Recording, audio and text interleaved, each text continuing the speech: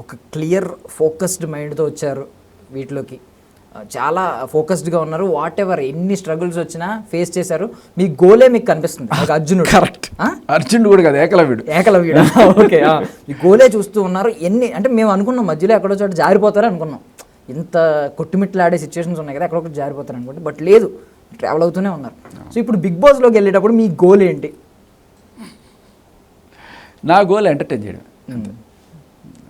నా goal be natural, be genuine, what I am I want to show. So మీకు ఏమన్నా ఈ అంటే క్షణికపాటు ఆవేశం అంటారు, కొంచెం కొంతమంది కొంచెం యాంగర్ ఇష్యూస్ ఎక్కువ ఉంటాయి, ఫాస్ట్గా రియాక్ట్ అవుతూ ఉంటారు, మళ్ళీ తర్వాత పాపం వెంటనే రియలైజ్ అయిన తర్వాత వెళ్ళి సారీ చెప్తూ ఉంటారు. మీరు ఆ కైండ్ ఆఫ్ కేటగిరీ? నేను చాలా చూస్తా చూస్తా చూస్తా చూస్తా ఇంకా తట్టుకోలేని స్టేజ్ వస్తే తప్ప అప్పుడు గట్టిగా. మీరు ఆ రోజు కూడా దిలీప్ శంకర్ రోజు అవుతుంటే చూసి చూసి చూసి చూసి అప్పటికి కూడా నోర్వై అన్నంత తప్ప అంతకు మించి ఒక్క మాట కూడా తోలా నేను. ఆ మాట కూడా అంత ఫోర్స్గా అంత ఈజీగా రాదు. ఆయన అంత తరచగొట్టి పిచ్చి పిచ్చి మాట్లాడి చేసుకుంటారు. ఈవెన్ అంటే నేను అబ్జర్వ్ చేశాను, అది చాలాసేపు భయపెడతారు ఏంటండి అనే అన్నారు. మీరు రూ కూడా అనలేదు, తర్వాత నువ్వు నువ్వు అని తర్వాత నోర్మి అన్నారు. దానికి ఎక్స్టెండ్ అవ్వలేదు. Yeah, I appreciate you. వాళ్ళు ఒకళ్ళు మనల్ని తిడుతున్నారంటే వాళ్ళని వాళ్ళు చులకలు చేసుకున్నట్టే.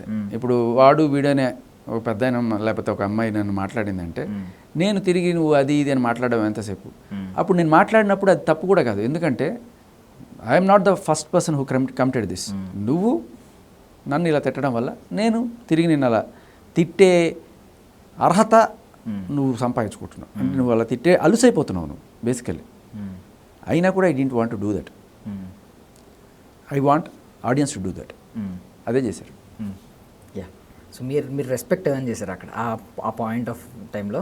యా, సో చెప్తున్నాను, థ్యాంక్ యూ కదా, సూపర్ కాంప్లిమెంట్స్ ఇస్తున్నాను. సో లోపలికి వెళ్ళిన తర్వాత బేసికల్లీ మీరు ఇప్పుడు దాకా చూసాం, మీరు చాలా దాన్ని ఏమంటారు సోలో వారియర్, అలోన్గా ఫైట్ చేసుకుంటూ వస్తారు.